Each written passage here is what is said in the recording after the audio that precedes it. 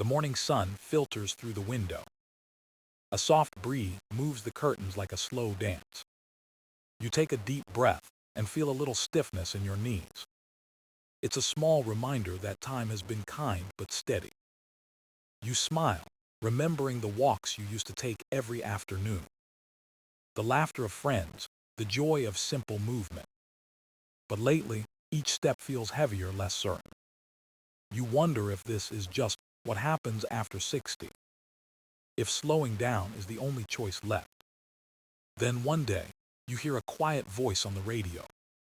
A story about movement, about rediscovering strength. It speaks of something gentle yet powerful.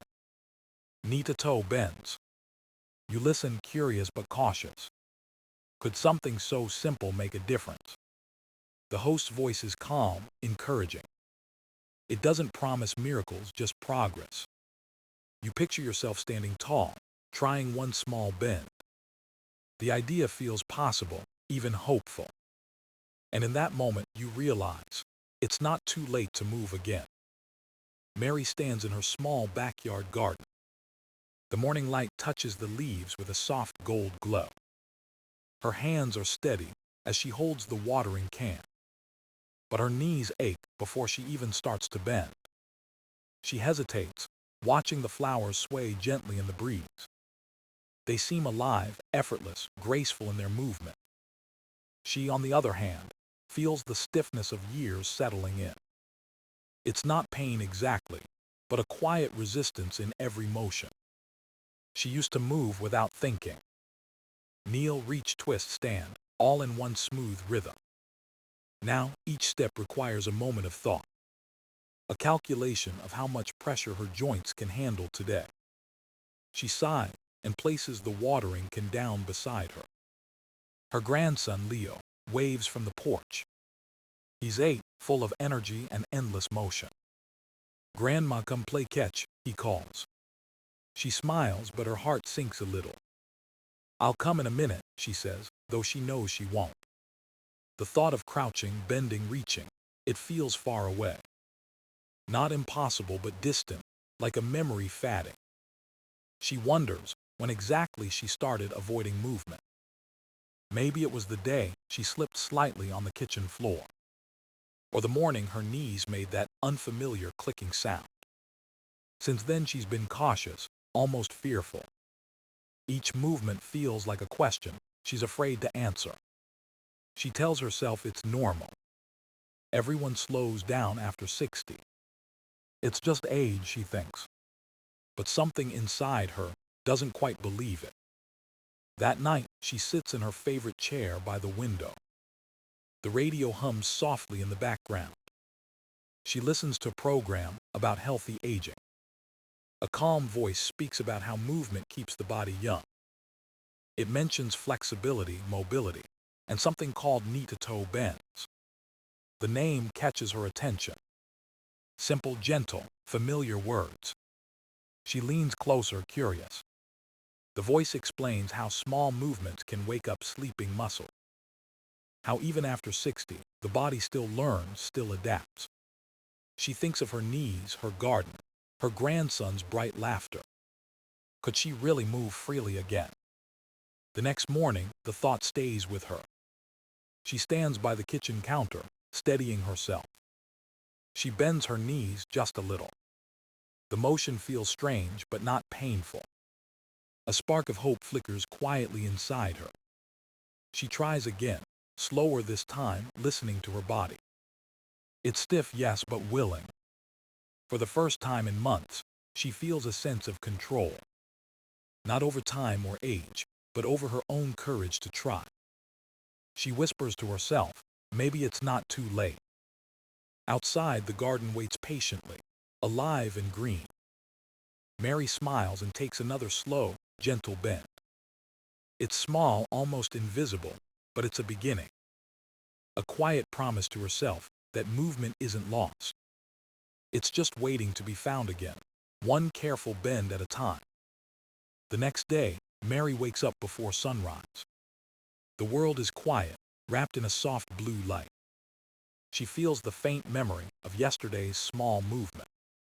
Her knees are stiff but not in pain, just sleepy like old friends.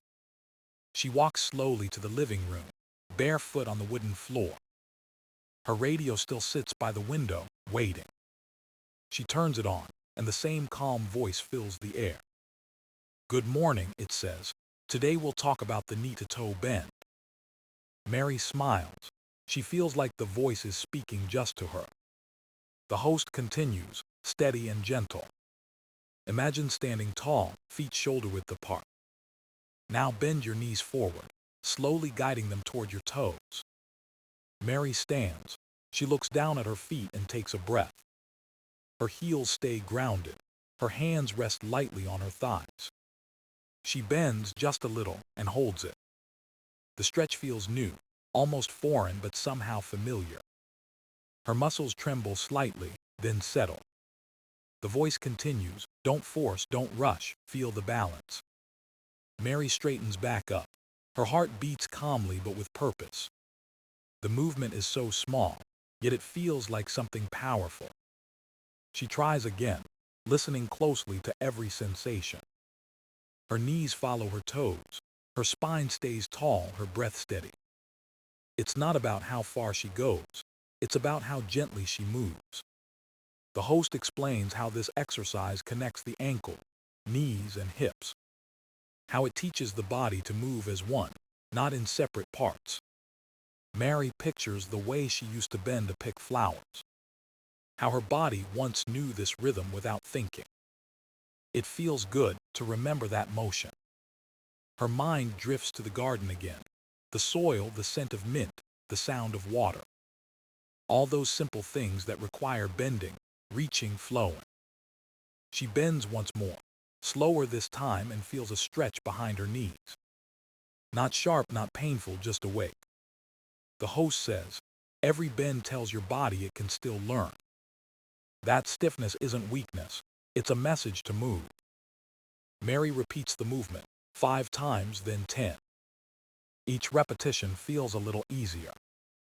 Her balance improves with every breath. She realizes her body has been waiting for permission to move again. And this small act, this simple motion gives it. The radio voice reminds her, this is not exercise for the young. It's movement for everyone, for life itself. Mary closes her eyes and lets the words sink in. She feels warmth spreading from her knees to her feet. Not just physical warmth, but something emotional. Hope maybe, or quiet pride. She finishes the last bend and stands tall. The morning sun now shines through the window, golden and soft. She feels lighter, taller, more aware of her body. It's not a miracle, not a sudden change. But it's the start of something real. A movement so small it could be missed, yet so meaningful it could change everything. Mary smiles and whispers, knee to toe, step by step. And for the first time in a long while, she feels truly alive in her own motion. That afternoon, Mary sits by the window with a cup of tea. Her knees feel warm, her legs a little more alive than usual. She looks down at them and smiles, almost surprised. It's strange, she thinks, how something so small can feel so powerful. Later, she turns on her tablet and searches about knee-to-toe bends. Articles, videos, and short stories fill the screen. She learns that it's not just a stretch, it's a science. The movement trains the body to work in harmony. The ankles, knees, and hips begin to talk to each other again. Like an old orchestra tuning up after years of silence.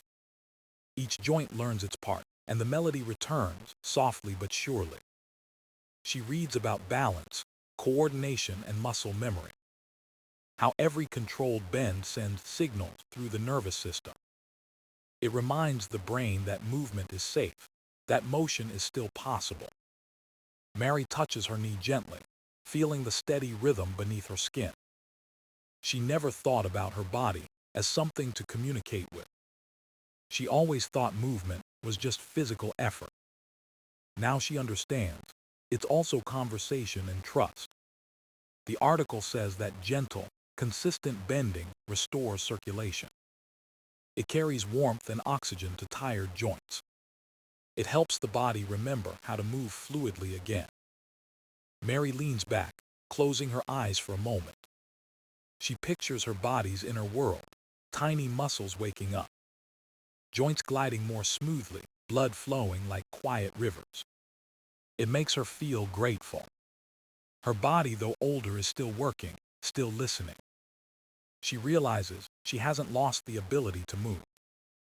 She's just forgotten how to invite movement back in. She thinks of the host's words. Mobility is memory in motion. She repeats the phrase out loud, softly. It feels poetic, but also deeply true.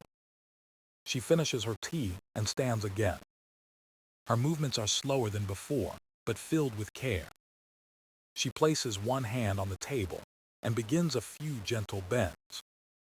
Her knees follow her toes, her heels stay grounded.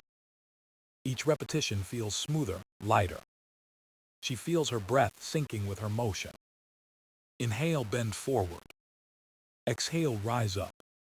It feels natural, almost calming. The rhythm becomes its own quiet meditation. Mary realizes that movement isn't about forcing change. It's about reconnecting with what was always there. The science of flexibility isn't hidden in youth, it's hidden in patience. Her body responds, slow but sure, to every kind message she gives it. She finishes her set of bends and sits again. The stiffness hasn't vanished, but it no longer scares her. She knows now what's happening inside her muscles, her joints, her bones. Every gentle motion rewrites her story, one cell at a time. She looks out the window, watching the sunlight dance on the grass. Her heart feels lighter, her steps tomorrow already waiting. She whispers, science or not, it feels like faith in motion. The next morning, Mary wakes with a quiet determination. The sunlight paints soft lines across her bedroom floor.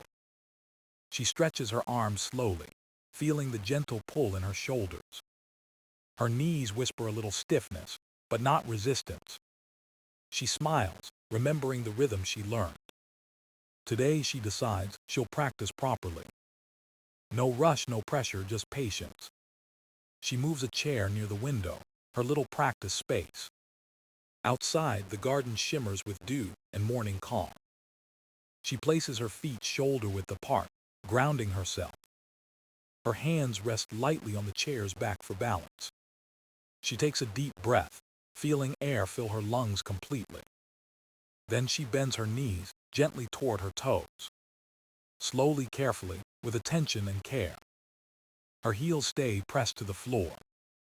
Her body moves like a wave, soft, balanced, and alive. She holds the position for a heartbeat, then rises again.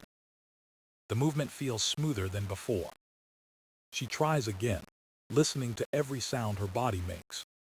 The quiet stretch of muscle, the steady rhythm of breath. She counts her repetitions aloud. 1, 2, 3. By 5, her legs feel warm, her confidence steady. She remembers what the radio host said. Never force the bend. Pain is not progress, patience is. So she moves slower, lighter, more mindful. Each bend feels like a conversation with herself. Is this okay? She asks her body. And her body answers, yes, keep going. She finds comfort in this dialogue between breath and motion. Her balance improves with each repetition.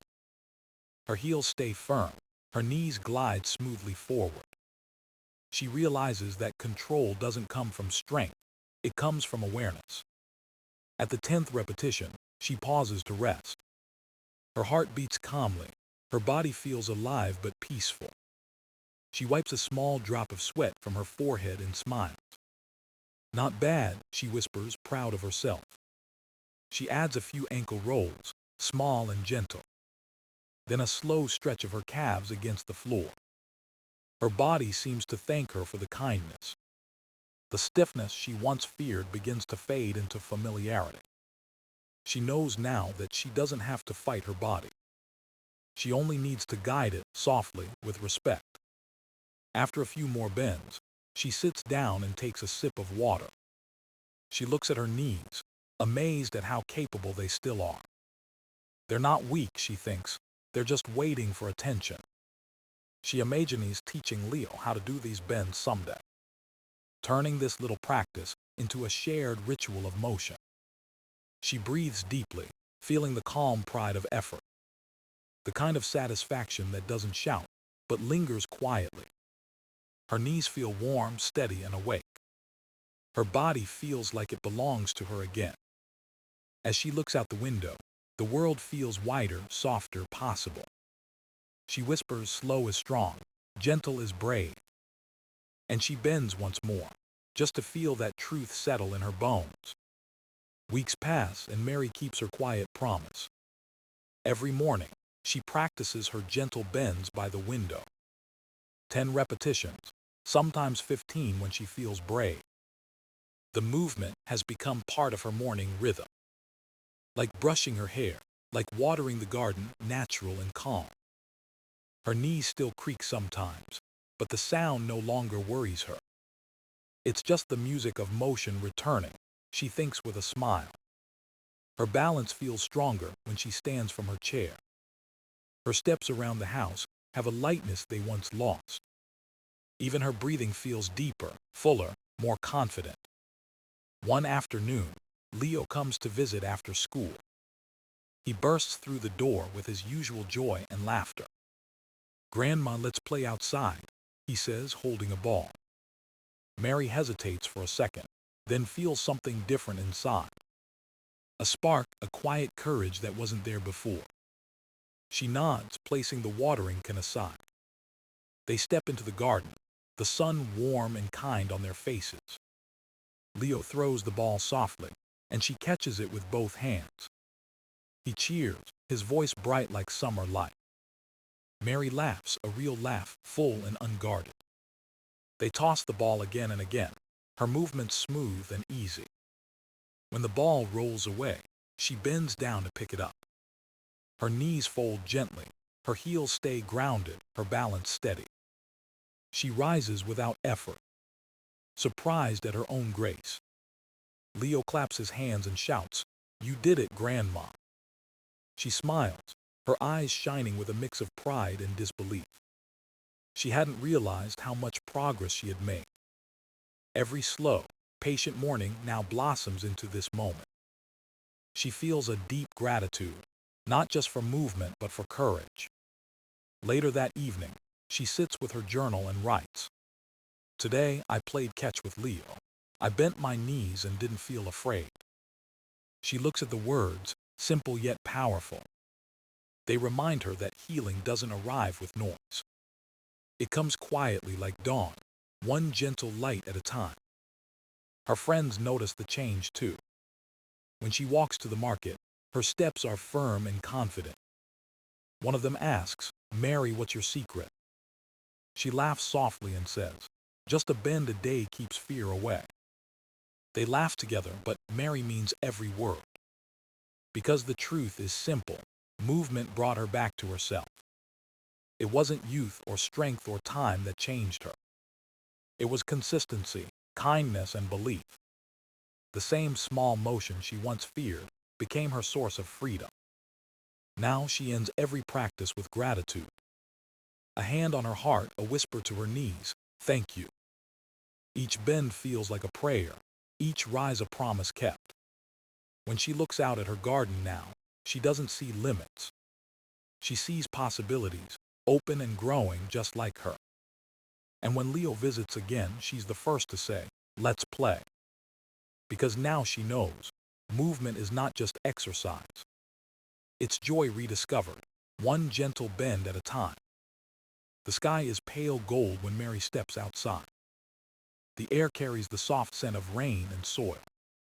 Her garden glows with quiet life, leaves trembling gently in the breeze. She stands still for a moment, breathing in the morning calm. Every bend, every motion of these past weeks lives in her body now. It's no longer just an exercise. It's a kind of meditation. She moves with trust, not fear. Her knees bend naturally, her feet steady on the earth. She feels grounded, balanced, whole. It amazes her how something once frightening has become familiar. Each small step taught her patience. Each day built confidence. The stiffness hasn't disappeared entirely, but her fear has. And that, she thinks, is what truly matters. She remembers the first time she tried the knee-to-toe bend. How uncertain she was, how carefully she moved. Now she teaches her neighbor, Clara, how to do it too. They laugh together, two women finding strength in simplicity. Slow and steady, Mary says. Listen to your body. Clara nods, smiling, and bends carefully toward her toes. The rhythm of shared motion feels warm and human. It's not about perfection, it's about connection. Mary realizes movement has become her quiet teacher. It taught her courage, humility, and the art of beginning again. She understands now that mobility isn't just physical. It's emotional, spiritual, a way of saying yes to life.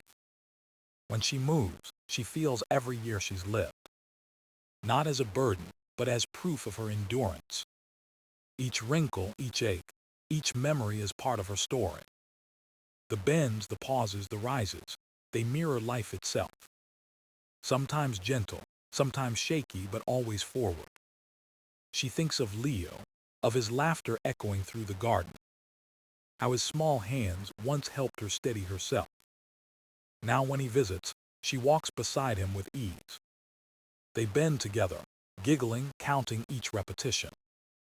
10, he shouts proud and bright. Mary laughs and says, "That's enough to make us strong." He doesn't know that these simple moments mean everything to her. They are proof of movement returning, of courage reborn. Later that day, she sits quietly with a cup of tea. The sky outside glows orange with the soft promise of evening. She reflects on her journey, not a dramatic one but deeply human. From stiffness to stillness, from hesitation to harmony. She whispers softly, "It was never about moving perfectly. It was about trusting that I still could." Her knees ache slightly, a reminder of the work she's done. But instead of worry, she feels gratitude. Her body speaks to her now, and she listens with kindness. As the day fades, she bends once more, slow and sure. Her heels grounded, her heart open, her breath calm. It feels like a prayer of motion, a dance with time itself. She rises, smiling, steady and peaceful. Movement, she realizes, isn't something you lose with age.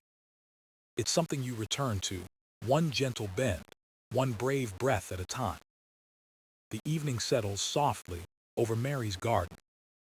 The air is calm, touched with the scent of lavender and rain. She stands by the window, her hands resting lightly on the sill. Her knees feel warm, steady, alive beneath her. She watches the fading light and smiles quietly to herself. Each day, each bend, has brought her closer to peace. She no longer fears movement, she trusts it. It has become her language of hope, her quiet celebration of life. She thinks of others who might feel what she once felt. The hesitation, the stiffness, the doubt. And she wishes they could know this gentle freedom too. That moving slowly can still mean moving forward. That it's never too late to begin again. She bends once more, one final motion before night arrives. Her heels grounded, her heart steady, her breath soft. The world feels still, yet full of quiet energy. She whispers, "Thank you," to her knees, to her body, to the day. Outside, a single star flickers above the roofline. And in that moment, Mary feels whole again. Not younger, not different, just beautifully, fully herself.